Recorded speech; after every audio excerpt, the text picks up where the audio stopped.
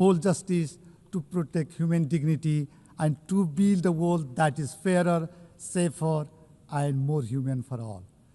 Nepal stands firmly committed to doing its part in shaping a safer, more prosperous, and more sustainable world. I thank you. I thank the Chair of Delegation of Nepal.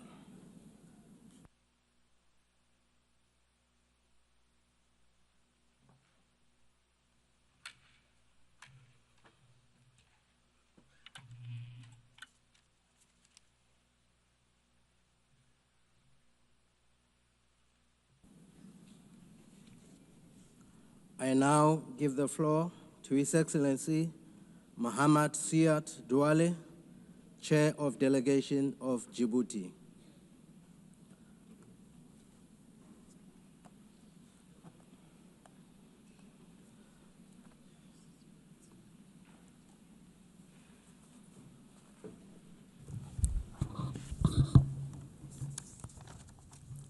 Madame la Présidente.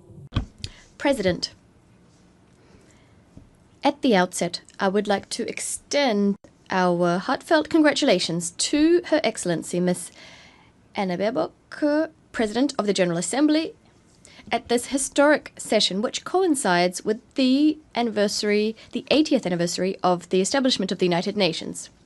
The theme you've chosen for this session, Better Together, 80 years and more for peace, development, and human rights, edifyingly conveys the international community's patient, meticulous, painstaking quest, which it has been undertaking since the UN Charter was signed 80 years ago.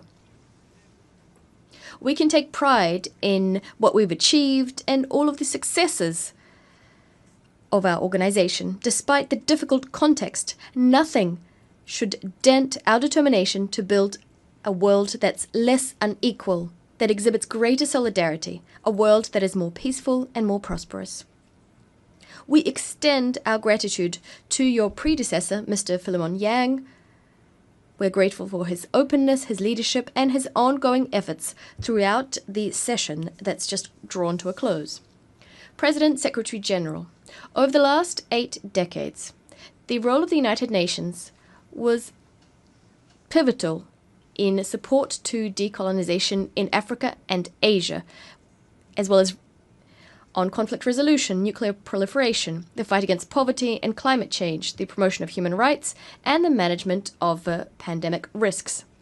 The United Nations, well aware of the need to sharpen its tools, has continuously undertaken the necessary reforms so as to do an ever better job in fulfilling its mandate and responding to the challenges of our time. Under the leadership of the current Secretary General, at the request of member states, given the slow implementation of the SDGs, and with a view to building a multilateralism that's more inclusive, more effective, and interconnected, we adopted the recommendations set forth in the flagship report entitled Our Common Agenda. Faced with the unpredictability of the future and the exacerbation of certain trends which could sap international cooperation, as well as the emergence of new challenges, we, as contracting parties, adopted a Pact for the Future which contains a global digital compact and a declaration on future generations.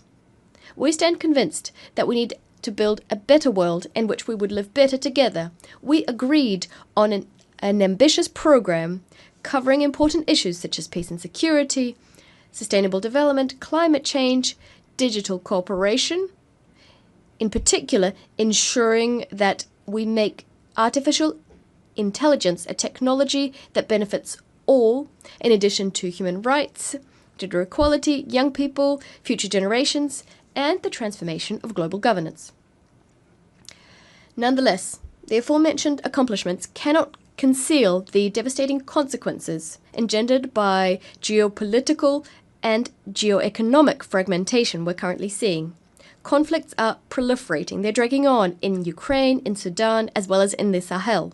The unspeakable horror of what's going on in Gaza, where children are assassinated with impunity on a daily basis.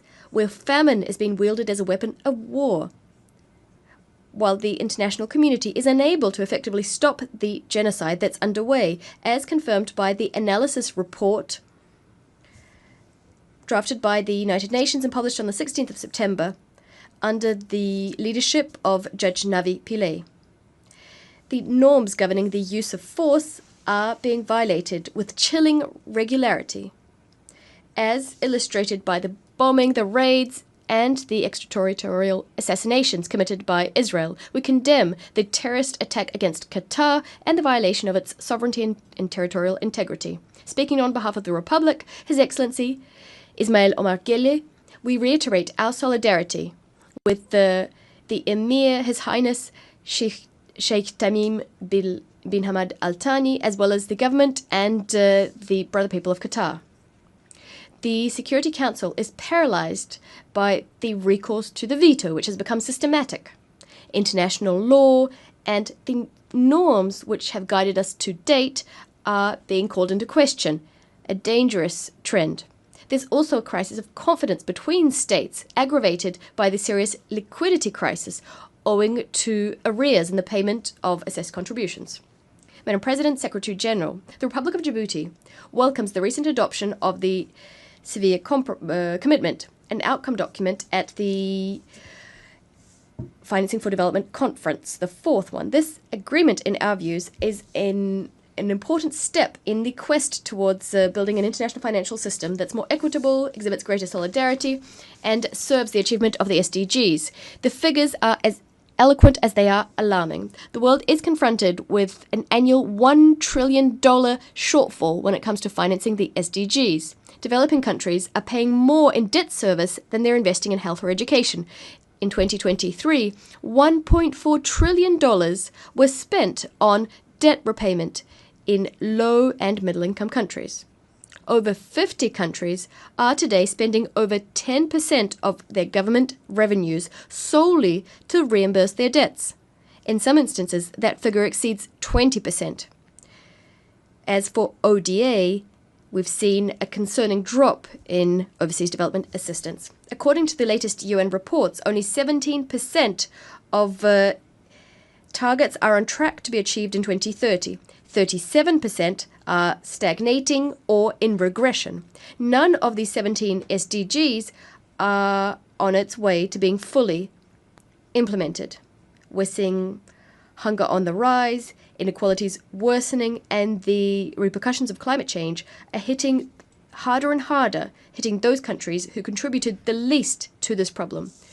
Djibouti, although it's a very low emitter, is facing the disproportionate consequences of this crisis: prolonged drought, growing scarcity of water, heightened desertification, extreme heat waves, sea level rise, which is directly threatening our coastal areas where most of our population lives. We stand convinced, as recalled recently at the Second African Summit on Climate in Addis Ababa, that the urgency of the situation requires an effective adaptation strategy first and foremost. In Djibouti, the Sovereign Carbon Agency is collecting carbon contributions on the basis of the polluter pays principle, transforming them into adaptation projects for affected communities. The severe commitment gives rise to new hope. It calls for in-depth reform for financial governance that's more inclusive and better response to long-standing aspirations of the countries of the South. The commitments contained therein must be honoured. It shouldn't become just another text stored in multilateralism's archives. It should serve as a basis for a new global contract, underpinned by concrete solidarity, responsibility, and shared ambition. Committed to transforming its strategic, geographic, and infrastructural advantages from primarily a transit leader to a fully integrated industrial partner for East Africa and beyond. In line with its National Development Plan, Djibouti EC, we will pursue inclusive, sustainable industrialization that adds local value, create more employment and benefits its neighboring countries. Djibouti will leverage its free trade zones, ports, and logistics infrastructure to attract light manufacturing, agro-processing, packaging, and assembly industries that serve regional demand. Djibouti is a strong believer in regional integration, where each country develops and leverages its comparative advantage to contribute to shared growth and stability. Djibouti is and will always remain a serious, reliable, committed, and constructive partner to countries in the region and its many friends all around the world. Just 2 days ago, on September the 27th, Djibouti achieved its first UNESCO Biosphere Reserve status with the designation of the Archipel des Sept Frères, Rassian, Korangar, and Godoria Biosphere Reserve. This major historic step, which underlines our country's commitment to environmental stewardship, strengthens our resolve to develop Djibouti's potential to become a premier destination for eco-tourism. Madame la Présidente. President, Secretary General, we welcome the progress made in Somalia so as to implement national priorities, its national development program, and the stabilization plan. Nonetheless, we are still disquieted by the threat that the terrorist Al-Shabaab militia continues to pose. We welcome the contribution of Somalian forces, African Union forces, and other forces working legally to combat Al-Shabaab. We recognize the enormous sacrifices which have been made. We emphasize the crucial importance of guaranteeing that AAU SOM African forces are endowed with predictable, sufficient resources so that they can fulfill their mandate under the best possible conditions. Djibouti is a large contributor of the African Union in Somalia since the ATMIS mission. Our troops are stationed in key sectors, Belet Wene, Bulahawa, and Jalalakaksi, in the Haran region in the state of Hir Shabaleh. Faced with an uptick in terrorist attacks, Djibouti heeded Somalia's call by signing a new agreement in July 2025 to pave the way for additional deployments of Djiboutian forces to reinforce stabilization efforts in the country. We must provide collectively robust support to the government of Somalia so as to facilitate their efforts. We cannot accept that these terrorist militias continue their deadly campaign against civilians, Somali forces, and international partners. We cannot accept that they are closing humanitarian corridors. President, Secretary General, we are deeply disquieted by the ongoing hostilities in Sudan, where a fratricidal conflict has been raging for over 2 years now. The death toll is heavy. Civilian infrastructure has been destroyed, which is very costly, resulting in the disruption of essential services being provided such as water, health, and electricity. The ongoing deterioration of the security and humanitarian situation is prompting large-scale displacement. Sudan, which has over 30 million people in need of assistance, according to UN figures, is confronted with a disastrous humanitarian situation which demands an immediate, coordinated response on the part of the international community. We call for an immediate cessation of military operations and for a lasting ceasefire, echoing previous regional resolutions which aim to resolve the conflict. Djibouti reaffirms its commitment to the sovereignty, territorial integrity, and the national unity as well as the stability of Sudan, in accordance with regional and international commitments. We reiterate our willingness to work in partnership with regional and international actors who wish to find a peaceful way out of the crisis. We call to place the interests of the Sudanese people as well as regional stability at the heart of our efforts at all times. Madam President, when the United Nations Charter was signed, when the United Nations was established, the international community was drawing on the lessons it learned from the League of Nations. It committed to do everything within its power to spare humanity from the scourge of another war. It would appear that the promise of a war-free world was not upheld, given that, regrettably, today we continue to face a number of conflict situations, some of which are particularly horrific. The most devastating conflict, as old as the United Nations itself, is Israel's ongoing aggression and occupation of Palestinian land. The unspeakable horrors occurring there requires pressing action on the part of the international community, going beyond words and condemnation, which has no repercussions. In Gaza and in the West Bank, Israelis are engaged in what would appear an innocent pastime, killing. Meanwhile, the international community is working to revitalize the two-state solution. As for Israel, it is busy burying not only the very idea of two states, but also any future possibility of a viable and sovereign Palestinian state.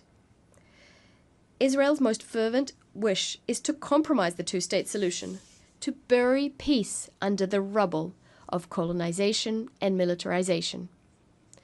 But without a doubt, their mission is bound to fail. The Palestinian people is a resilient, a dauntless people. The international community is equally determined, as demonstrated by the resolution adopted by a large majority of member states, as well as by the very encouraging results of the international conference held on the 22nd of September, co-chaired by Saudi Arabia and France. We'll never say it enough. The two-state solution is the only solution that can satisfy the legitimate aspirations of the Palestinian people and to usher in lasting peace. Djibouti encourages the efforts underway so that they can produce the outcomes we hope for. Madam Judge Navi Pillay admonished, the Security Council must not be the graveyard of conscience, and to this, President Gele recently added, neither must the General Assembly nor any of its member states. Madam President, Mr. Secretary General, the dispute concerning the Ras Doumera area and Doumera Island and Mount Doumera and the land/maritime border with Eritrea, as well as the situation of its prisoners of war held incommunicado, remain unresolved. As we did in previous years, we renew our readiness to work with our neighbors in order to find a peaceful and negotiated solution on the basis of international law.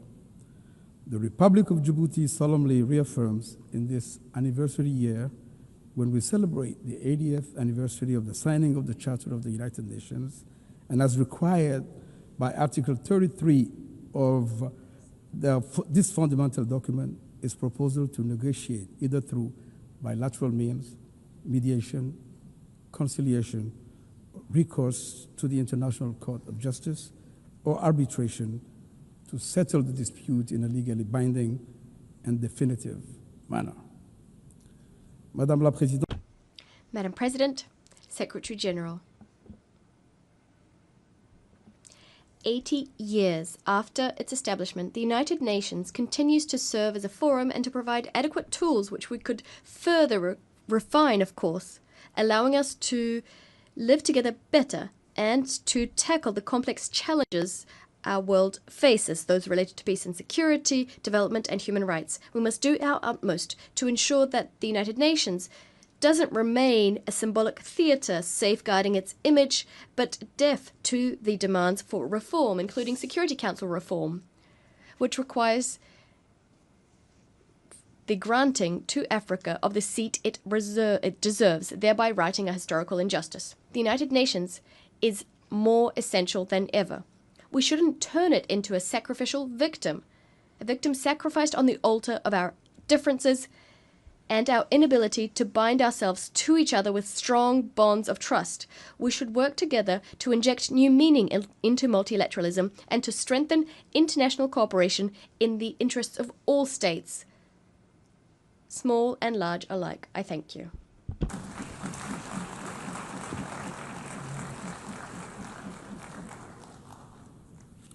I thank the Chair of Delegation of Djibouti.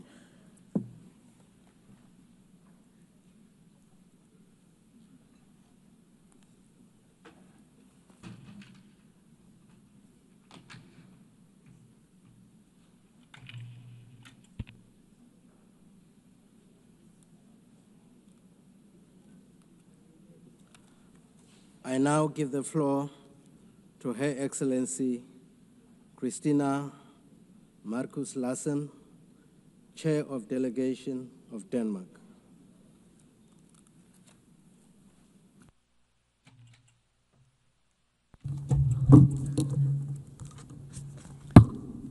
Thank you, Mr. President. Mr. President, distinguished delegates,